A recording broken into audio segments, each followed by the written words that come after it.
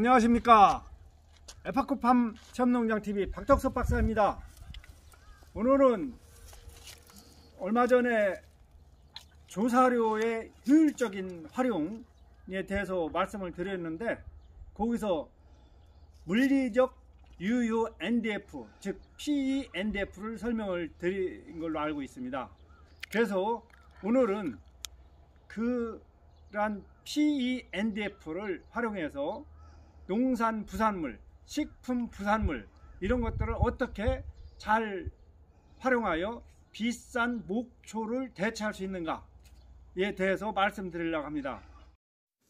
따라서 단백질 함량도 높고 섬유소 함량도 높고 에너지 함량도 높아서 단일 원료로는 소사료 중에 가장 좋은 원료 중에 하나라고 평가받고 있는 면실과, 또한 에너지는 비록 낮으나 섬유소 함량이 높아서 조사료의 효과가 충분히 있다고 평가받고 있는 면실피에 대해서 살펴보고자 합니다. 이 면실은 말 그대로 목화씨입니다. 목화씨인데 이 크게 두 가지로 전 세계적으로 유통되고 있습니다. 이렇게 하얀 보풀하기 솜털, 이것을 린트라고 합니다. 린트라고 하는데 다른 말로 포지, FUZZY, 포지라고도 하는데, 이러한 솜털이 있는 거 하고 솜털을 없앤 거, 즉 디린트드입니다. 이러한 솜털을 완전히 벗기면 새까맣게 좀 닥 브라운 색깔이 나오겠죠. 그러한 두 가지 면실이 있습니다. 면실에는. 그리고 이 면실에는 기름이 보통 15 내지 20%가 함유되고 있습니다. 이 면실은. 그래서 이제 불포화지방산인데, 그 면실에서 보면은 이 노란 색깔을 띠고 있는 이 지방이 있습니다. 지방에 이렇게 노란 색깔을 띠게 되는, 이게 지방으로 꽉 들어찼죠. 이렇게 꽉 들어찬 것은 지방이 면실이 실한 겁니다, 한마디로. 그런데 이렇게 노란 거, 이런 색을 띠는 것은 고시풀이라고 합니다. 고시풀은 독소가 있기 때문에 이 소사료에 사용하는데 어느 정도 한계를 둬야 되는 겁니다. 이 고시풀이 그 번식장애라든지 간 기능 이런 것을 손상시킨다고 합니다. 지방이 15 내지 20% 있고, 고시풀은 보통 이 면실에 1 내지 1.5 내지 2% 정도가 함유되어 있다고 합니다. 면실은 젖소한테 주었을 때 효과는 이제 유지율도 올라가고 유량도 올라가고 하는데, 이러한 면실이 단일 원료에서는 가장 좋은 소사료 중에 하나라고 볼 수 있는 것이, 이러한 린트, 즉 솜털하고 면실 피에 있는 섬유소, 즉 이 NDF 함량이 상당히 높습니다. 말씀드리고자 하는 PENDF, 즉 물리적으로 유효한 NDF 그 지수랄까, 팩터, 요인이 90%, 어떤 학자는 또 100%라고 합니다.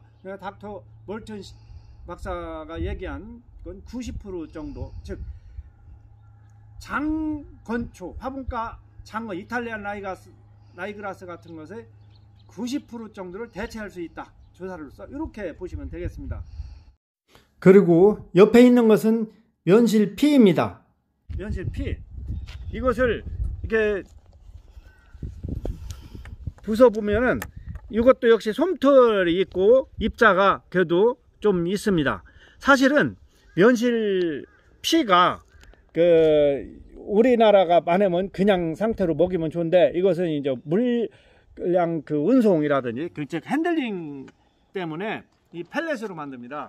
옛날 제가 이 사료업계에 처음 들어왔을 때만 해도 면실피가 이렇게 이 품질이 좋지가 않았습니다. 위견상 품질이 거의가 부서져 갖고 솜털이 이렇게 많이 있었는데, 지금은 이게 펠렛이 상당히 품질이, 위견상 품질이 좋습니다. 이 얘기는 다른 물질을 여기에 넣지 않는가, 이렇게 생각됩니다. 그래서 이 펠렛 품질이 좋은데, 이 또한 조사료로서 역할을 충분히 해낼 수 있습니다. 또 역시 PEF, physically effective factor, 그 물리적으로 유효한 그 인자가 90 또는 100을 그 봅니다. 즉 0.9 내지 1을 봐서 충분히 조사료를 대체할 수가 있는 것입니다.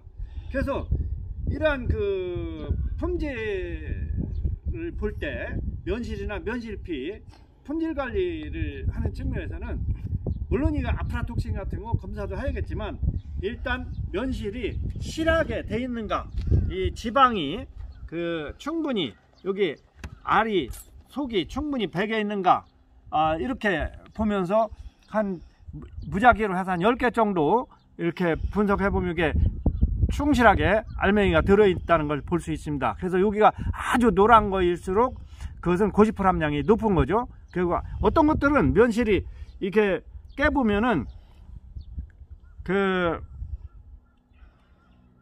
여기는 다 면실이 품질이 좋습니다. 더 거의가 좋습니다. 지금 깨보면은 알이 충실하게 들어있는데 어떤 것은 새까맣게 속이 빈 것도 있습니다.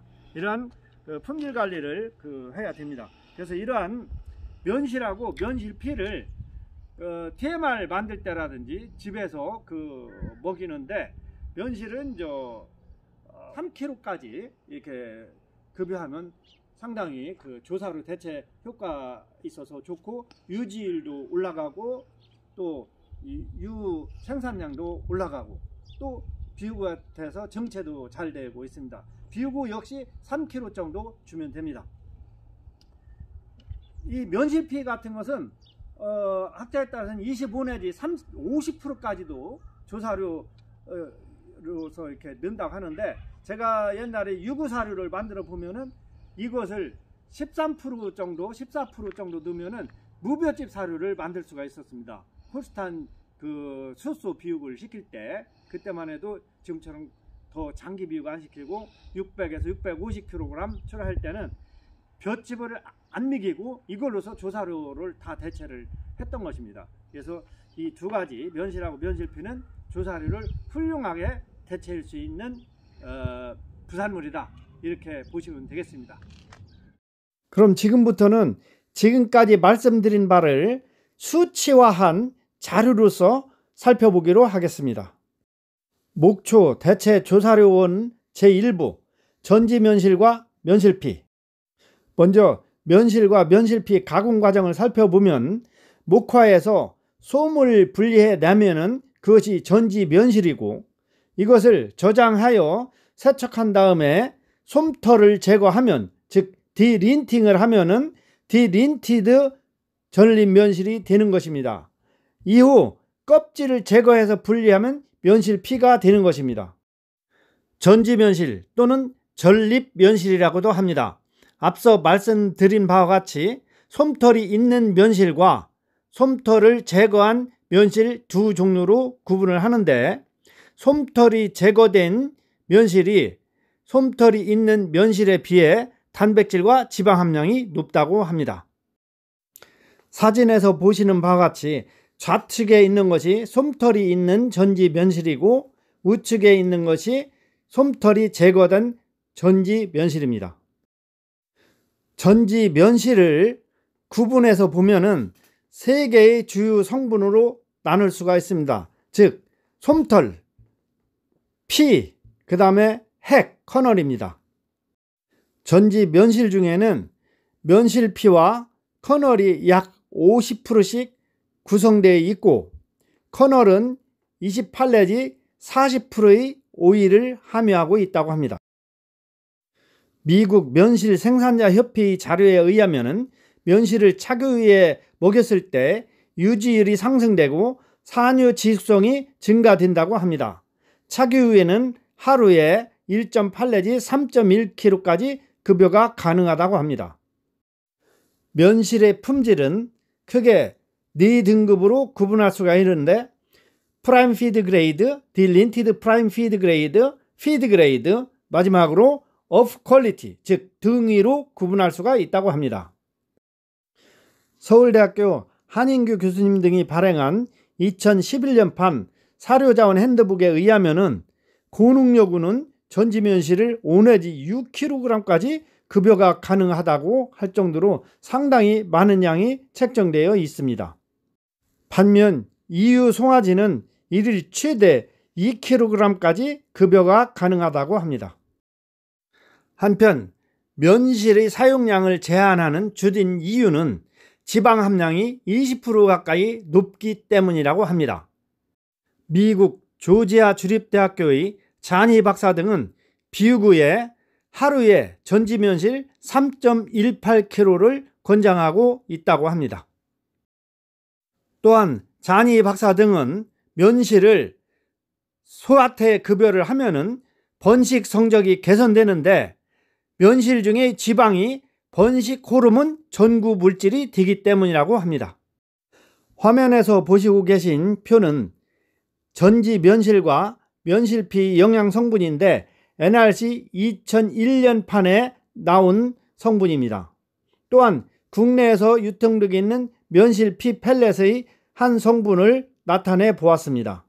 이 표에 나타난 전지 면실은 솜털이 있는 면실으로서 조단백질은 23.5%, TDN은 77.2%인데 사실 일반적으로 TDN 함량은 낮게 평가된 것 같습니다.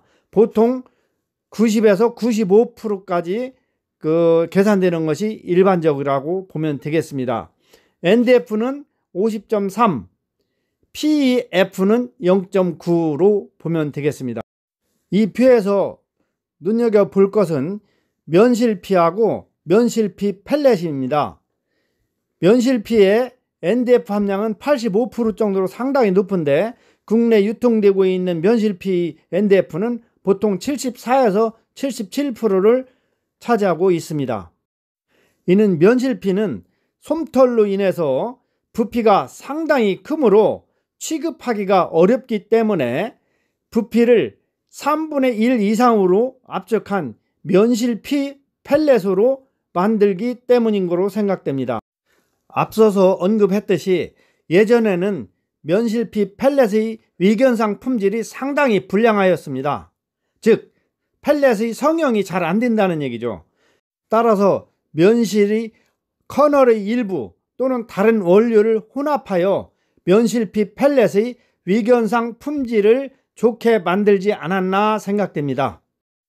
그러므로 TDN 함량은 높아지고 섬유소 함량은 낮아지게 된 것 같습니다. 면실피를 TMR에 기용할 때 그 사용량을 살펴보면은 2개월령 이후 송아지부터 6개월령 육성 후에 레이크스 박사 등은 30%, 홉킨스 박사 등은 15%까지 사용이 가능하다고 합니다.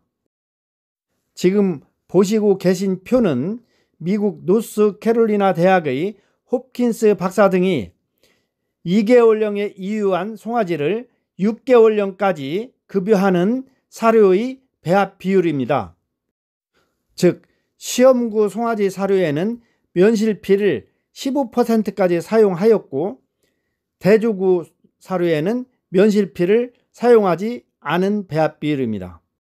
이 배합표에서는 당밀을 건조 당밀로 사용하였는데 사실 우리나라에서는 건조 당밀은 구하기가 쉽지 않습니다. 그러므로 만일 이 배합표를 활용하여 2개월령 이후 송아지의 사료를 만들고자 하면은 건조 당밀 대신 액상 당밀을 활용하면 되지 않을까 생각됩니다. 이 실험용 사료의 영양 설계는 면실피를 사용한 배합비는 조단백질이 18%, 면실피를 사용하지 않은 사료는 조단백질 함량이 21%였다고 합니다. 이렇게 면실피를 사용한 실험용 사료가 면실피를 사용하지 않은 대조구 사료에 비해 조단백질 함량이 무려 3%나 적었음에도 불구하고 일당 증체량, 사료 효율은 훨씬 개선된 것으로 나타났다고 합니다. 이렇게 면실피를 소위 TMR 사료에 사용을 하면은 기후성이 양호하고 또한 양질의 목초를 대체할 수가 있는데 특히 알팔파 또는 사일리지보다 그 효과가 좋다고 합니다. 또한 면실피는 만복감을 증강시키고 젖소의 유지율도 향상시킨다고 합니다. 지금까지 내용을 요약해 보면 젖소와 비우기에 면실은 소 한 마리에 하루 3kg, 이것은 건초를 2.5kg 대체할 수가 있는 것입니다. 또한 면실피는 소 한 마리에 하루에 1.5 내지 2.5kg을 급여할 수가 있는데, 이는 건초를 1 내지 2kg을 대체할 수가 있다고 보면 되겠습니다. 지금까지 시청해 주셔서 대단히 고맙습니다. 영상이 마음에 드셨다면 빨강색 구독 버튼 꾹 눌러주시면 저에게 큰 힘이 됩니다. 감사합니다.